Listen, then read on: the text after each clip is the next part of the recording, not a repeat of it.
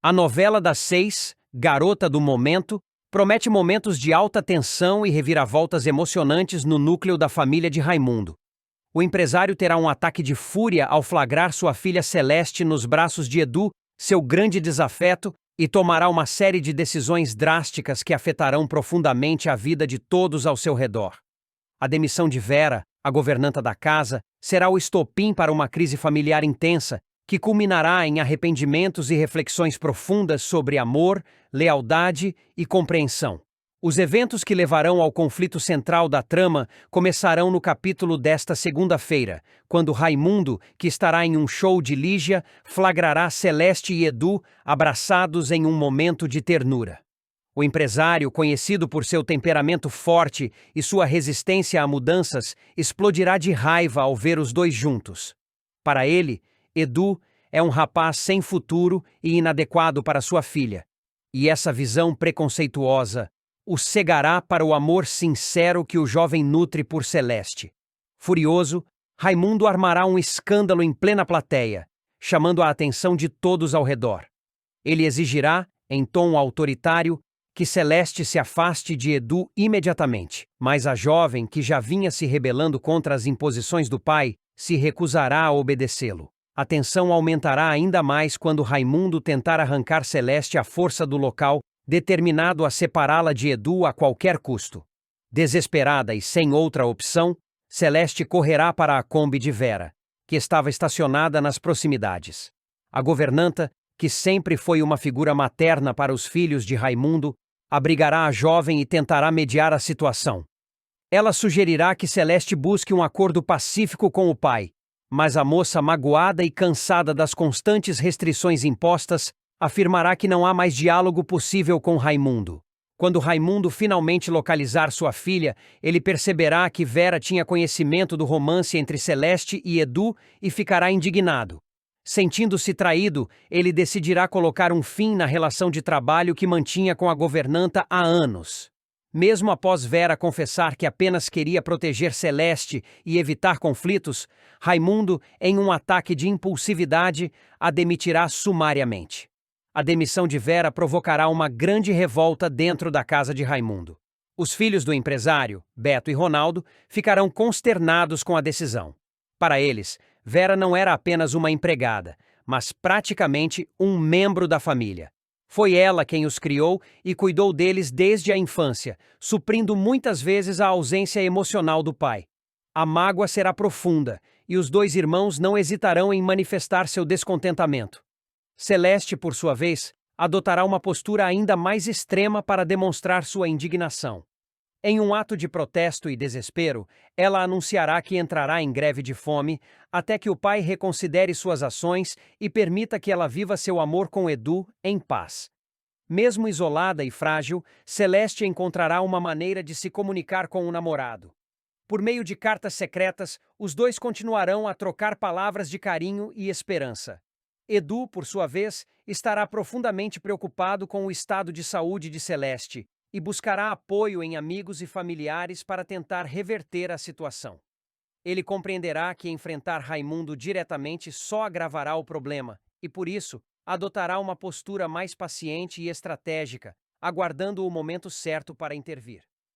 Enquanto os filhos e Vera enfrentam dias difíceis, Raimundo também não estará imune ao peso de suas ações. Com o passar do tempo, a casa, antes cheia de vida e risos, se tornará um lugar frio e solitário. O silêncio será opressivo, e Raimundo começará a refletir sobre a dor que causou a todos que ama. Sua relação com Beto e Ronaldo também estará comprometida, e os filhos mal falarão com ele, aumentando ainda mais seu sentimento de isolamento. A solidão e a culpa farão Raimundo reavaliar seus princípios e suas atitudes controladoras.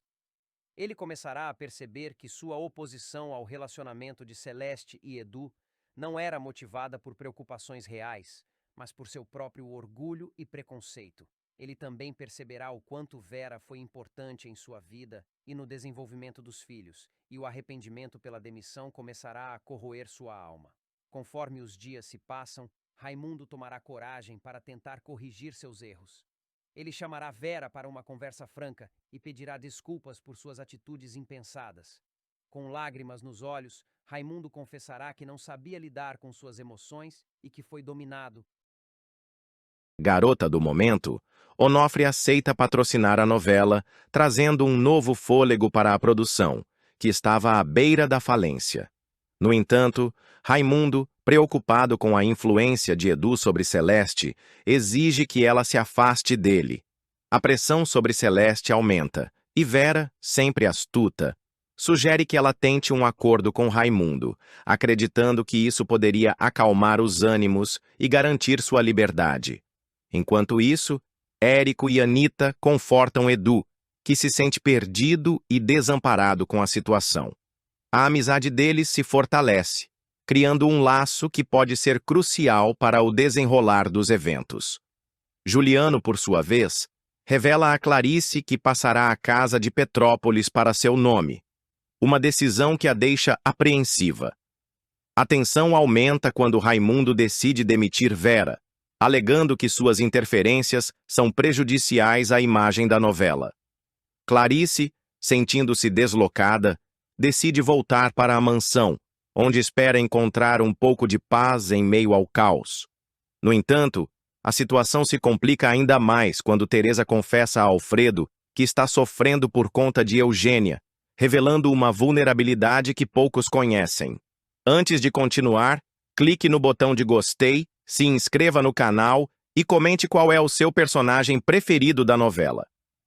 Topete, sempre ousado, decide pedir Eugênia em namoro, mas não sabe que a jovem está imersa em seus próprios dilemas emocionais. A trama se intensifica quando Bia sofre um afogamento, um evento que abala a todos e traz à tona a fragilidade da vida. As reações em cadeia que se seguem revelam o quão interligadas estão as vidas dos personagens. Com cada decisão tomada, cada segredo revelado, a novela ganha vida, refletindo as complexidades das relações humanas. O público, ansioso, se pergunta: até onde cada um está disposto a ir para proteger aqueles que ama? E qual será o preço a pagar por essas escolhas? Clarice receberá uma notícia que mudará a vida de Beatriz. A professora será informada de que Juliano, seu marido e o vilão por trás de muitos acontecimentos em sua vida, transferiu a casa de Petrópolis para o nome de Beatriz. A decisão aparentemente altruísta visa garantir que o orfanato de Carmen e as outras moradoras do casarão não precisem mais se preocupar em perder o local que consideram um lar. Beatriz, tocada pela notícia, se emocionará e agradecerá à mãe pela generosidade, sem imaginar que por trás dessa atitude de Juliano há uma trama sombria para manipular a todos. Juliano, que até agora parecia ser o vilão implacável, procurará Clarice para contar a decisão tomada.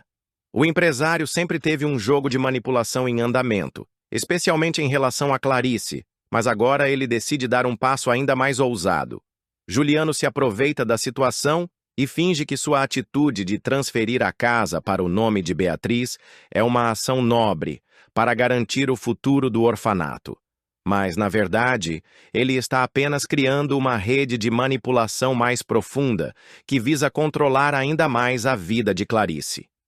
Em uma conversa com Clarice, Juliano revela que, a pedido dela, ele havia considerado transferir a casa para o nome de Carmen ou Beatriz, mas acabou decidindo que a transferência fosse feita para Clarice.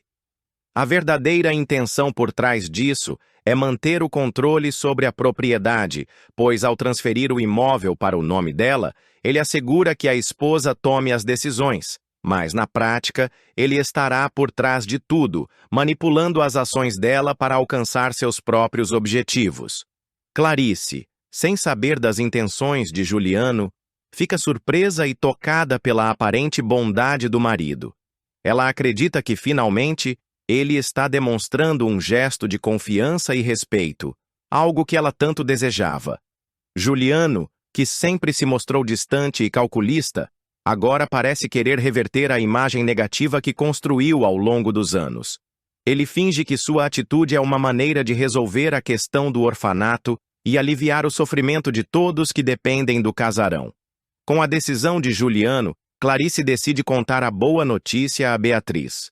Quando a professora compartilha com a filha a informação de que o imóvel foi transferido para ela, Beatriz, aliviada, reage com grande emoção. Ela sente um imenso alívio, já que a preocupação com o futuro do orfanato finalmente desaparece. Para ela, a atitude de Juliano parece ser um gesto altruísta e generoso, algo que ela jamais imaginaria vindo dele. Sem suspeitar da verdadeira motivação por trás da transferência, Beatriz se sente profundamente grata a Clarice. Isso é sério? A casa agora é minha? E Carmen, as crianças, elas poderão continuar morando lá? Pergunta Beatriz, a voz embargada pela emoção. Clarice sorri, sentindo uma paz temporária em meio a tanto caos. Ela assegura à filha que nada mudará no casarão e que Carmen continuará à frente do orfanato, cuidando de todas as crianças como sempre fez.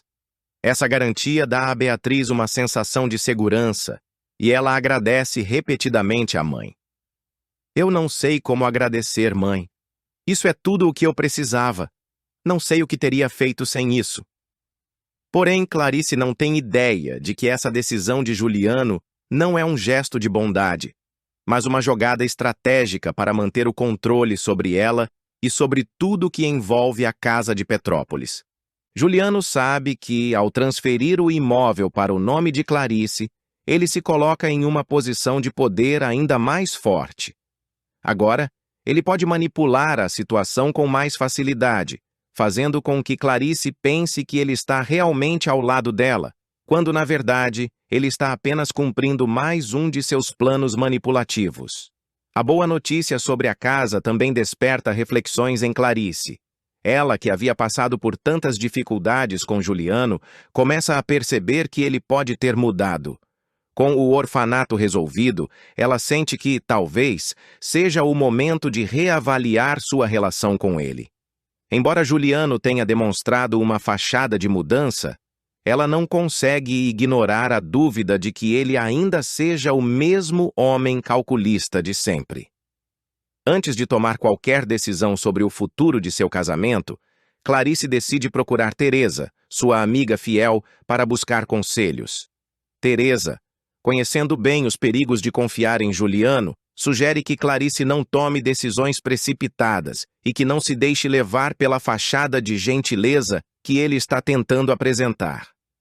Clarice, não se deixe enganar por esse gesto. Juliano está jogando um jogo muito mais complexo.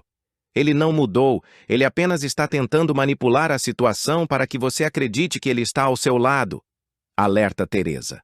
Clarice, tocada pelas palavras da amiga, começa a enxergar a situação sob outra ótica. Ela entende que Juliano talvez nunca tenha mudado de verdade e que sua generosidade não passa de uma jogada de manipulação para conquistá-la novamente e exercer controle sobre sua vida. A decisão de Juliano de transferir a casa pode ser uma estratégia para amarrar Clarice ainda mais em suas teias, fazendo com que ela se sinta obrigada a retribuir o gesto e, assim, abrir caminho para novos conflitos. Com essa nova perspectiva, Clarice decide que ainda não está pronta para reatar com Juliano. Ela sabe que há muito mais por trás dessa atitude do marido e que, antes de tomar qualquer decisão sobre o casamento, precisa entender melhor o que realmente está acontecendo. Clarice resolve tomar o tempo necessário para refletir sobre os próximos passos, sem cair na manipulação de Juliano. Mas, por enquanto, ela compartilha com Beatriz a boa notícia, aliviada por saber que o orfanato está a salvo, mesmo que não tenha plena consciência das consequências dessa decisão. E, enquanto Clarice continua sem saber da verdadeira motivação de Juliano, o vilão segue arquitetando seus próximos movimentos, mais uma vez jogando com as emoções e a confiança de todos à sua volta. Ao final, Clarice se encontra em um cenário de dúvidas profundas, dividida entre a aparente generosidade de Juliano e a necessidade de compreender suas verdadeiras intenções.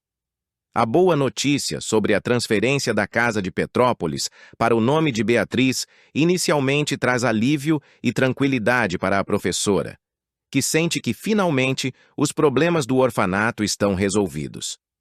Beatriz, emocionada e grata pela atitude de sua mãe, acredita que Juliano finalmente fez um gesto nobre, mostrando-se disposto a ajudar a todos. Porém, essa sensação de alívio logo se esvai quando Clarice começa a perceber que o gesto de Juliano pode não ser tão altruísta quanto parece. À medida que os dias passam, Clarice começa a refletir sobre os acontecimentos e uma sensação de desconforto começa a tomar conta dela. O fato de Juliano ter transferido o imóvel para o nome dela, e não diretamente para Beatriz ou Carmen, a faz questionar as reais motivações do marido. Ela começa a se dar conta de que, ao fazer essa transferência,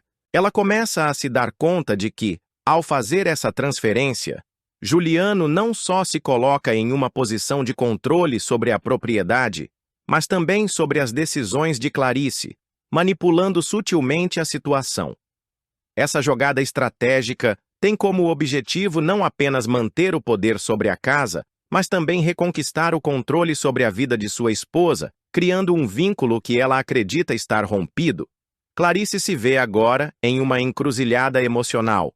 Por um lado, ela se sente tocada pela aparente mudança de Juliano, que parece mais gentil e disposto a resolver problemas do passado. Por outro, ela não consegue ignorar o fato de que ele está tentando manipulá-la, utilizando a boa vontade dela para se beneficiar. No próximo capítulo da novela Garota do Momento, Beto garante a Beatriz que encontrará um novo patrocinador para a novela, mas a pressão aumenta à medida que os dias passam. Com o futuro da produção em jogo, ele se compromete a fazer o impossível para garantir que a história de amor e intrigas continue a encantar o público. Juliano se desespera quando Flora cai desacordada após um empurrão de Juliano, revelando a tensão que permeia o ambiente. A situação se agrava quando Teresa incentiva Clarice a tentar recuperar sua memória, sugerindo que isso pode ser a chave para desvendar segredos que cercam sua vida. Enquanto isso, Eugênia confronta Alfredo sobre sua paixão por Anita, exigindo que ele tome uma decisão. A tensão entre os dois é palpável, e Alfredo se vê dividido entre o amor e a lealdade. Flora Isabel, em um momento de desespero, pede que Basílio a leve ao hospital, revelando que sua saúde está em declínio. Basílio, preocupado, nota quando Flora chama Zélia de Branca, um nome que traz à tona segredos enterrados. Antes de continuar, clique no botão de gostei, se inscreva no canal e comente uma nota de 0 a 10 para a novela. Zélia, percebendo que sua influência sobre Flora está perdendo força, exige que ela deixe a cidade, ameaçando expor seus segredos mais sombrios. Em uma conversa íntima, Anita discute com Guto sobre Érico, revelando suas inseguranças e o desejo de encontrar seu lugar no mundo. Basílio decide investigar a vida de Zélia, determinado a descobrir o que realmente está por trás de sua hostilidade. Enquanto isso, Beto convida Onofre para assistir a um ensaio de Beatriz no Gente Fina, onde a tensão criativa entre os dois artistas se transforma em uma química irresistível. Zélia sugere que Juliano passe a casa do orfanato para o nome de Clarice, uma manobra que pode mudar o curso de suas vidas. A boate fica lotada para o show de Lígia, onde os espectadores aguardam ansiosamente por um espetáculo inesquecível.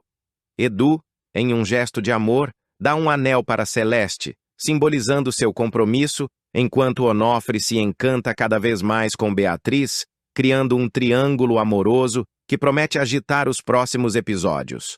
A trama se intensifica, e cada personagem se vê em uma encruzilhada onde decisões difíceis terão consequências inesperadas. Beatriz decide que é hora de resolver uma questão pessoal que há muito tempo a incomoda. Usando parte de sua nova riqueza, ela separa uma quantia impressionante, 1 milhão de cruzeiros, para preparar um plano engenhoso. Seu objetivo?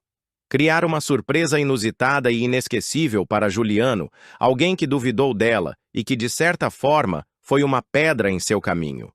O que exatamente ela pretende fazer ainda é um mistério para todos, Mas Beatriz está decidida a surpreendê-lo de um jeito que ele jamais esquecerá. O dia tão aguardado finalmente chega. A estreia do primeiro capítulo da novela. A expectativa está no ar, e a ansiedade toma conta de Beatriz. Para acompanhar esse momento especial, ela reúne seus amigos mais próximos em sua casa. Beto, Ruth de Souza e Glorinha estão lá para apoiá-la, tentando ajudá-la a controlar o nervosismo. Sentada no sofá, Beatriz não consegue esconder sua insegurança e confessa seus medos. Ela admite que aceitou esse papel por amor à arte e ao desafio, mas teme não estar à altura do papel principal. Será que realmente tem talento suficiente para cativar o público? Será que sua atuação será bem recebida? Seus amigos, sempre leais e confiantes em seu potencial, não hesitam em tranquilizá-la. Beto garante que ela tem um brilho especial e que nasceu para estar na televisão. Ruth de Souza, com sua experiência e sabedoria, lembra Beatriz de todo o esforço que ela dedicou para chegar até aqui e a incentiva a acreditar mais em si mesma. Glorinha, sempre otimista, diz que esse é apenas o começo de uma jornada brilhante e que, em breve, Beatriz verá como tudo valeu a pena. Enquanto isso, em outro ponto da cidade, a família Alencar também se reúne diante da televisão. No entanto, a atmosfera ali é bem diferente. Juliano, conhecido por seu ceticismo e falta de apoio a Beatriz, assiste à estreia sem grandes expectativas. Convencido de que a novela será um fracasso, ele não perde a oportunidade de zombar da situação. Isso vai ser um desastre, comenta, cruzando os braços com um sorriso irônico. Ele mal pode esperar para ver Beatriz falhar em sua atuação, pois acredita que ela não tem talento suficiente para protagonizar uma produção tão grande. No entanto, conforme os primeiros minutos da novela vão ao ar, um silêncio inesperado toma conta da sala. Os membros da família Alencar, que antes estavam indiferentes, começam a prestar atenção na tela. Para a surpresa de todos, inclusive de Juliano, Beatriz está brilhando. Sua performance está convincente, cativante e carismática. Até mesmo Bia, uma das pessoas mais críticas do grupo, fica impressionada e sem palavras. Clarice, por outro lado, sorri com orgulho. Desde o início, ela sempre acreditou no talento de Beatriz e sabia que esse dia chegaria. Beatriz segue determinada a resolver questões do passado. Em um encontro discreto e longe dos holofotes, ela se reúne com um detetive particular. Sentados em um escritório discreto no centro da cidade, ela revela a verdadeira razão por trás dessa investigação. "Eu sou parte da família Alencar", confessa, olhando fixamente para o detetive. "E quero descobrir tudo sobre eles. Todos os podres, todas as falcatruas que tentam esconder." O detetive, experiente em casos complexos, cruza os braços e a encara por alguns segundos antes de responder. "Isso pode levar tempo e custar caro. Coletar informações sobre uma família poderosa como os Alencar exige muito trabalho", alerta, deixando claro que não será uma tarefa simples. Mas Beatriz não se abala. Com uma expressão séria e determinada, ela se inclina para a frente e afirma sem hesitação: "Dinheiro não é um problema. Quero respostas. Quero saber quem realmente são os Alencar e do que eles são capazes." Juliano, um dos diretores e membro da família fundadora, reage imediatamente. Seu rosto se contrai de raiva e ele se recusa a aceitar que Beatriz seja apontada como a grande responsável pelos problemas financeiros. Isso é um exagero. A perfumaria carioca sempre foi forte o suficiente para superar qualquer crise, argumenta, mas, no fundo, ele sabe que a situação é grave. Maristela não perde tempo e apresenta uma proposta drástica. A única solução viável neste momento é vender parte das ações da empresa. Precisamos de capital para manter as operações e impedir que a falência seja inevitável. Beatriz, sempre atenta a cada movimentação da família Alencar, recebe uma notícia que faz seu coração disparar de empolgação. A reunião da perfumaria carioca, que discutiria a venda de ações para evitar a falência, já está acontecendo. Seu plano está prestes a entrar na fase decisiva. Enquanto analisa as informações que conseguiu reunir, seu aliado, Basílio, se aproxima com um sorriso no rosto e um olhar malicioso. Você não vai acreditar, Beatriz. Juliano está suando frio naquela reunião. Ele sabe que essa venda pode significar o fim do império dele. E se ele está tão nervoso assim, é porque sabe que suas falcatruas podem ser expostas a qualquer momento, informa Basílio, cruzando os braços, satisfeito com o que viu. Beatriz não consegue esconder seu contentamento. Um sorriso lento se forma em seu rosto, carregado de satisfação. A confirmação de que Juliano está se sentindo ameaçado é a prova de que sua vingança está mais próxima do que nunca. Tudo o que ela planejou com paciência e inteligência está se desenrolando exatamente como desejava. A família Alencar se reúne novamente para discutir o desdobramento da venda. O clima entre eles é tenso e Juliano está visivelmente irritado. Ele caminha de um lado para o outro, passando as mãos pelos cabelos em frustração, incapaz de aceitar o que aconteceu. Isso é um absurdo! Como vocês puderam vender as ações sem me consultar? Isso aqui foi construído pela nossa família. Não podemos entregar tudo de mão beijada para um desconhecido, esbraveja Juliano batendo a mão na mesa. Maristela, já cansada do comportamento impulsivo dele, tenta justificar a decisão. Não tínhamos escolha, Juliano. Era isso ou falência. Você precisa entender que tomamos a melhor decisão para salvar a empresa, responde ela, mantendo a calma. No entanto, antes que Juliano possa continuar sua revolta, a porta da sala de reuniões se abre lentamente. Todos se viram para ver quem ousou interromper a discussão, e a resposta os deixa completamente em choque.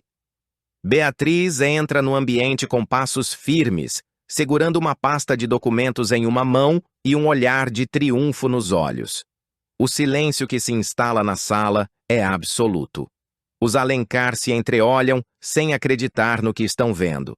Se vocês estão tão preocupados em saber quem comprou as ações, começa Beatriz, fazendo uma pausa dramática antes de concluir. Eu resolvo o mistério agora. A nova sócia majoritária da perfumaria carioca sou eu.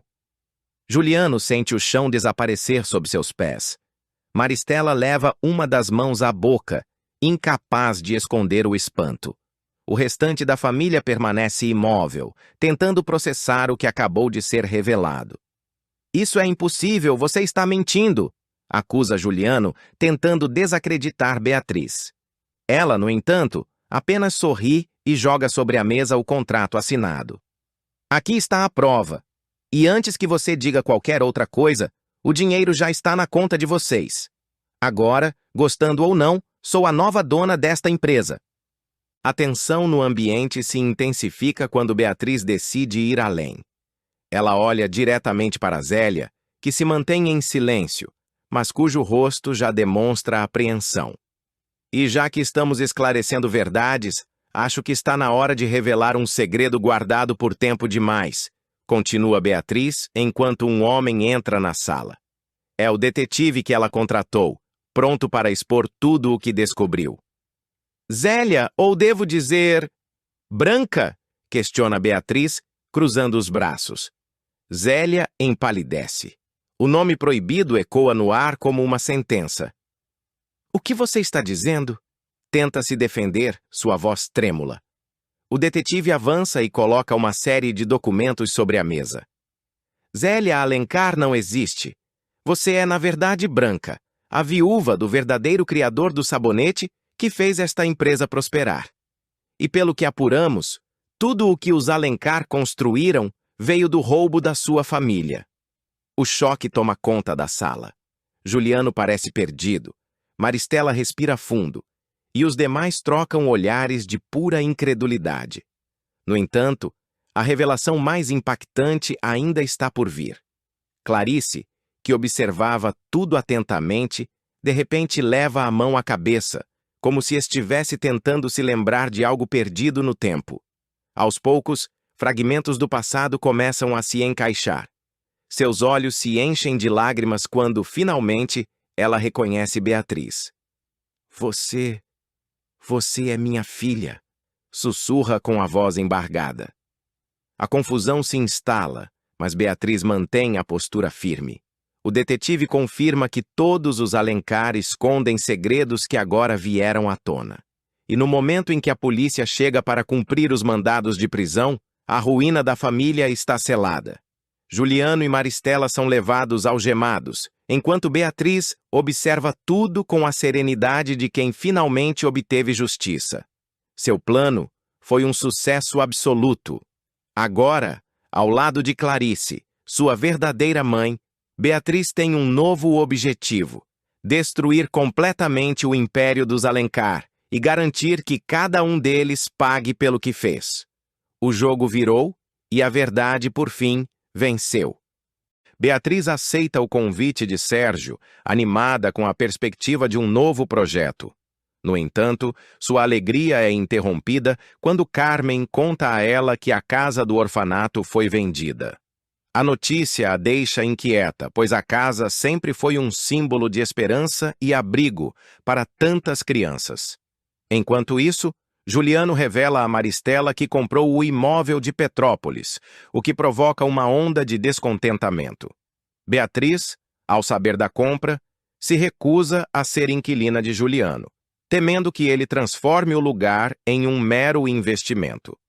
Clarice, por sua vez, afirma que só voltará para o marido se ele doar o imóvel para Carmen, mostrando sua determinação em proteger o orfanato e suas crianças.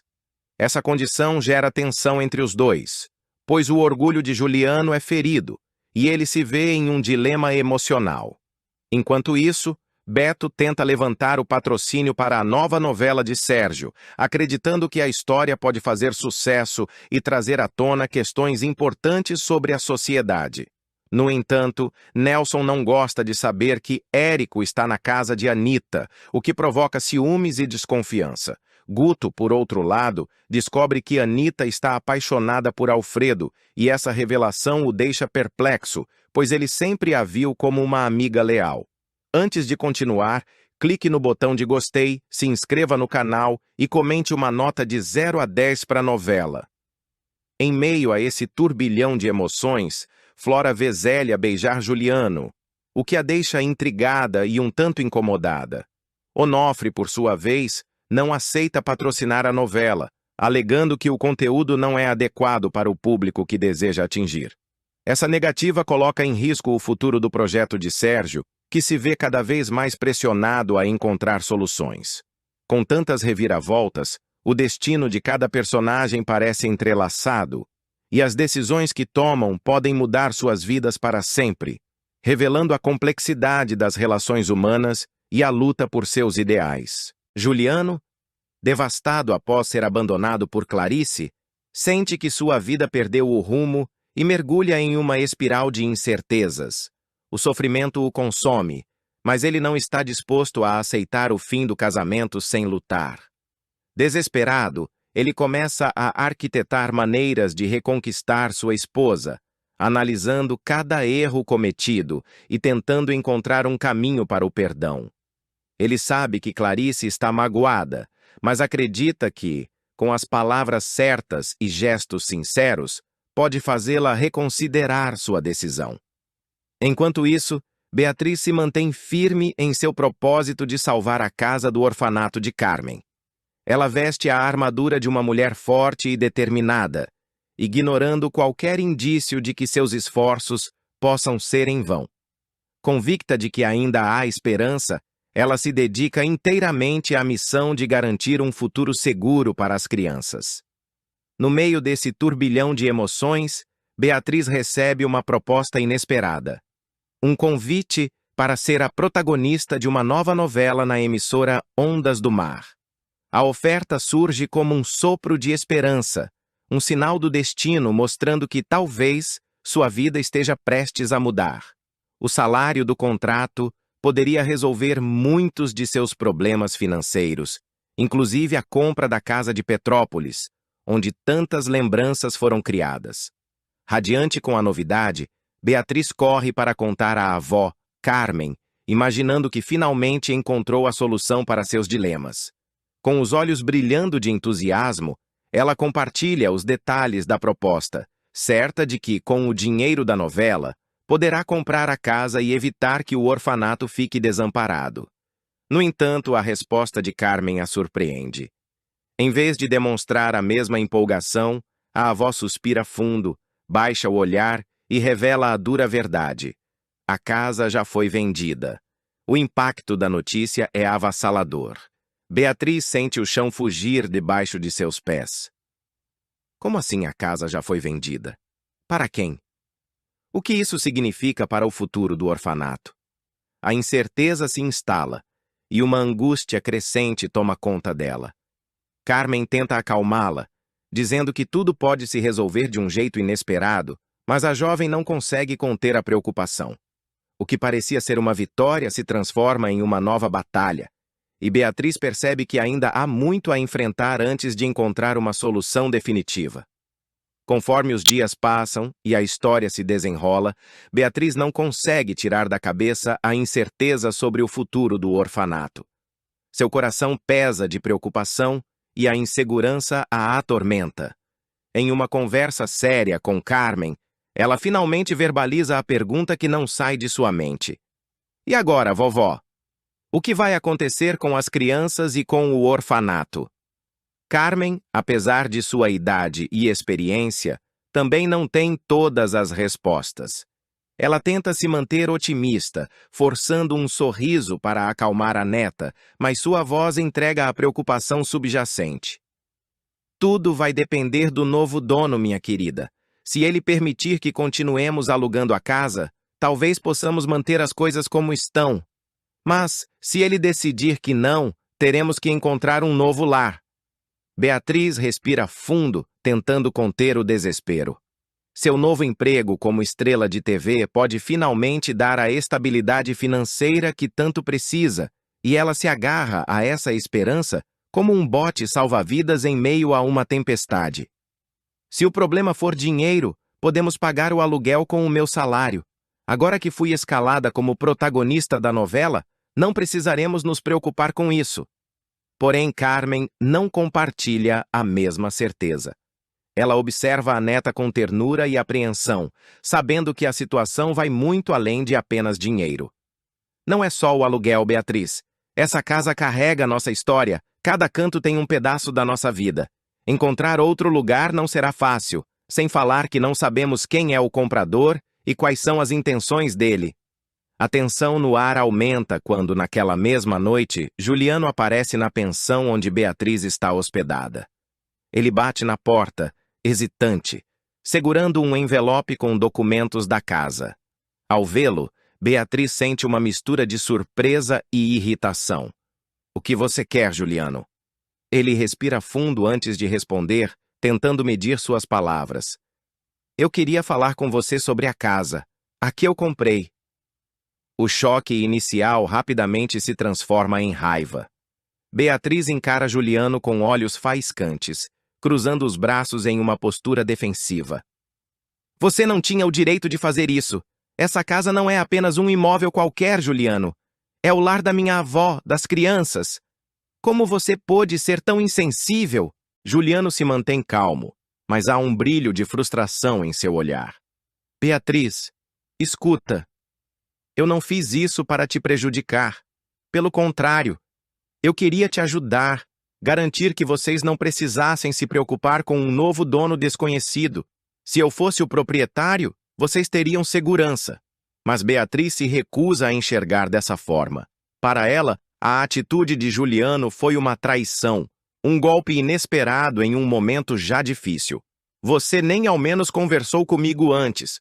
Você agiu como se soubesse o que é melhor para nós, sem ao menos me perguntar o que eu queria. Enquanto Beatriz luta contra a revolta e a sensação de impotência, Carmen e as crianças começam a se preparar para o pior. Elas reúnem pertences, fazem malas e tentam aceitar a possibilidade de que terão que deixar para trás o único lar que conhecem. Do outro lado da cidade, Juliano também enfrenta sua própria batalha. Ao voltar para casa, ele se depara com sua mãe, Maristela, que já está à sua espera. Ela cruza os braços e lança um olhar severo ao filho. Eu soube do que você fez. Comprou aquela casa sem pensar nas consequências. Juliano suspira, cansado da desaprovação que recebe de todos os lados. Mãe, eu só queria ajudar. Mas Maristela não se convence tão facilmente. Ajudar? Você agiu por impulso, sem avaliar o impacto disso. Agora Beatriz está furiosa com você. As crianças estão sem saber o que fazer. E você acha que tomou a melhor decisão. Juliano sente a frustração crescer dentro dele. Ele queria